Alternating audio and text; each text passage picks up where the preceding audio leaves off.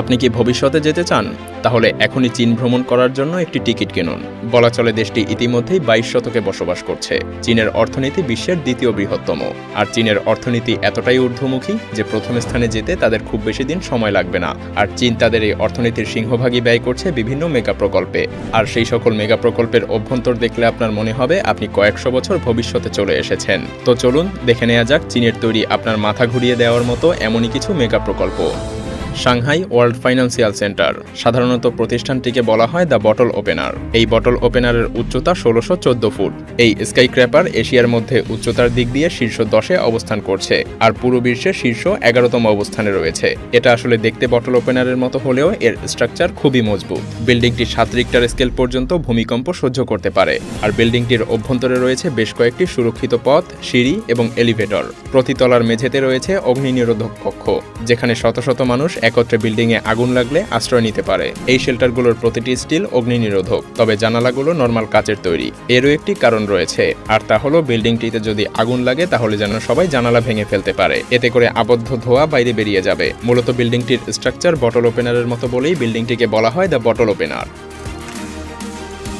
Ocean flower island. চীন 2021 সালে তাদের আরও একটি মেগা প্রকল্পের কাজ সম্পন্ন করেছে, যা একটি আর্টিফিশিয়াল ফ্লাওয়ার আইল্যান্ড। মজার বিষয় হলো এই প্রকল্পটির ব্যয় চাইনিজ গভর্নমেন্ট বহন করছে না। প্রকল্পটিতে ইনভেস্ট করেছে বিশ্বের বড় বড় ইনভেস্টর। কৃত্রিম দ্বীপটি নির্মাণ করতে ব্যয় হয়েছে $24 বিলিয়ন। সবকিছু ঠিকঠাক থাকলে প্রতি বছর 10 মিলিয়ন ট্যুরিস্টের আগমন ঘটবে। এটি উপর থেকে দেখতে একটি বিদেশি ফুলের মতো দেখায়, তাই এই দ্বীপটিকে বলা হয় ওশান ফ্লাওয়ার আইল্যান্ড। এখানে সব বয়সের মানুষদের জন্য বিনোদন এবং বিশ্রামের জন্য থাকবে বিভিন্ন five star hotel, park, museum, aquarium, conference centre সহ আরও অনেক কিছু।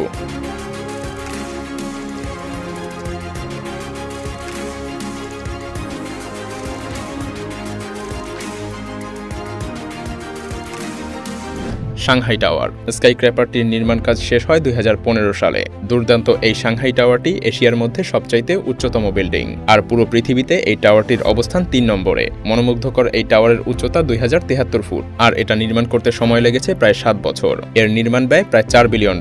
আসলে চীনের সমস্ত মেগা প্রকল্পই যেন কম বাজেটে নির্মাণ করা সম্ভব। টাওয়ারটির উপরিভাগ সর্পিলাকার, যা বাতাসের চাপকে 24% কমিয়ে দিয়েছে। সেই সাথে স্থপতিরা এমন কিছু পদ্ধতি ব্যবহার করে স্টিলকে কাজে লাগিয়েছে যা দ্বারা $58 মিলিয়ন কম ব্যয় হয়েছে এত বিশাল একটি টাওয়ার নির্মাণ করতে।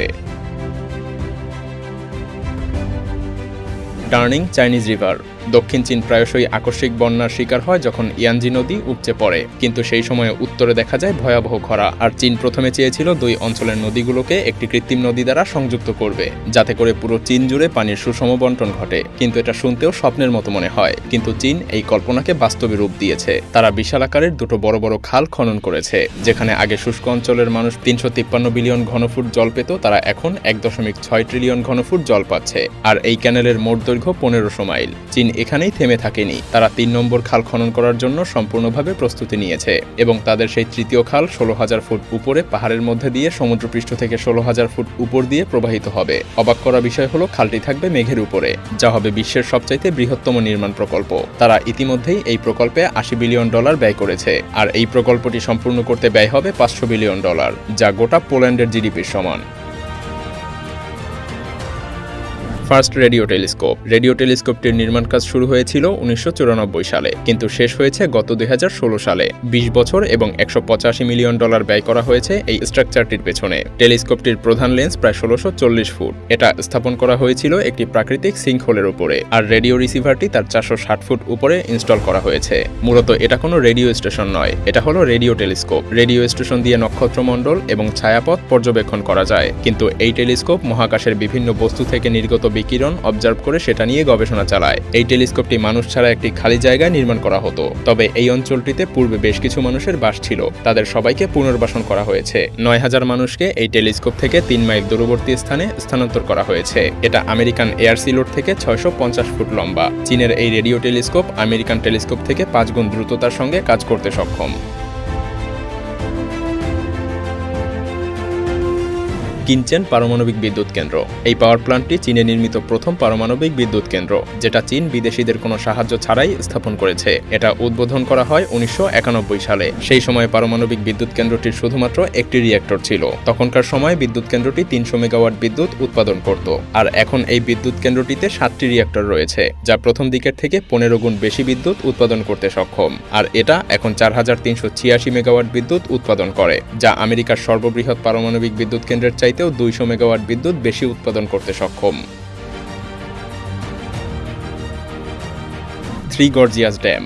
আমরা সবাই মনে করে থাকি পারমাণবিক বিদ্যুৎ কেন্দ্র থেকে বেশি বিদ্যুৎ উৎপাদন করা সম্ভব, কিন্তু না। জলবিদ্যুৎ কেন্দ্র যে কতটা বিদ্যুৎ উৎপাদন করতে পারে তার আরও একটি বড় উদাহরণ চীনের এই থ্রি গর্জিয়াস ড্যাম, যেখানে বিশ্বের সবচেয়ে বড় পারমাণবিক বিদ্যুৎ কেন্দ্র কাশিওজাকি কারিওয়া মাত্র 8212 মেগাওয়াট বিদ্যুৎ উৎপাদন করতে সক্ষম। সেখানে এই চীনের জলবিদ্যুৎ কেন্দ্র সেই পারমাণবিক বিদ্যুৎ কেন্দ্র থেকেই 3 গুণ বেশি বিদ্যুৎ উৎপাদন করতে পারে। শুধু এতটুকুই নয়, পৃথিবীর সবচেযে ভারী স্ট্রাকচারগুলোর মধ্যে এই ড্যাম সবচেয়ে বড়। 3টি ড্যামের মধ্যে শুধুমাত্র একটির ওজন 65.5 মিলিয়ন টন, আর এর দৈর্ঘ্য 7661 ফুট এবং উচ্চতা 594 ফুট, যা নির্মাণ করতে 953 মিলিয়ন কিউবিক ফুট কংক্রিটের প্রয়োজন হয়েছিল। এত পরিমাণ কংক্রিট দিয়ে 3 ফুট ব্যাসের পাইপ তৈরি করে পুরো পৃথিবীকে নিরক্ষরেখা বরাবর পেঁচিয়ে ফেলা সম্ভব। 40,000 মানুষ 17 বছর ধরে বাঁধটি নির্মাণ করেছে, আর এই বাঁধটি নির্মাণ করতে ব্যয় হয়েছে প্রায় $30.5 বিলিয়ন।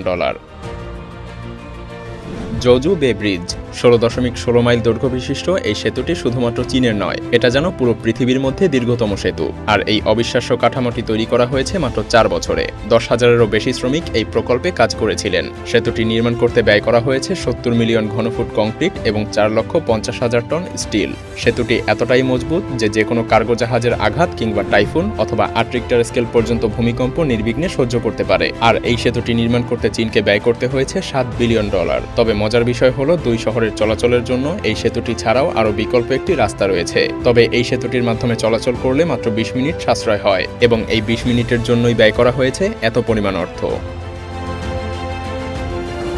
ভিডিওটি ভালো লাগলে শেয়ার করতে পারেন, এবং আপনি যদি এমনই রহস্য, রোমাঞ্চ, আনকমন আর ইন্টারেস্টিং ভিডিও দেখতে পছন্দ করে থাকেন তবে মায়াজাল চ্যানেলটিকে এখনই সাবস্ক্রাইব করুন এবং পাশে রাখা বেল আইকনটি প্রেস করুন। তো দেখা হচ্ছে আগামী এপিসোডে। ততক্ষণ পর্যন্ত ভালো থাকবেন। ধন্যবাদ।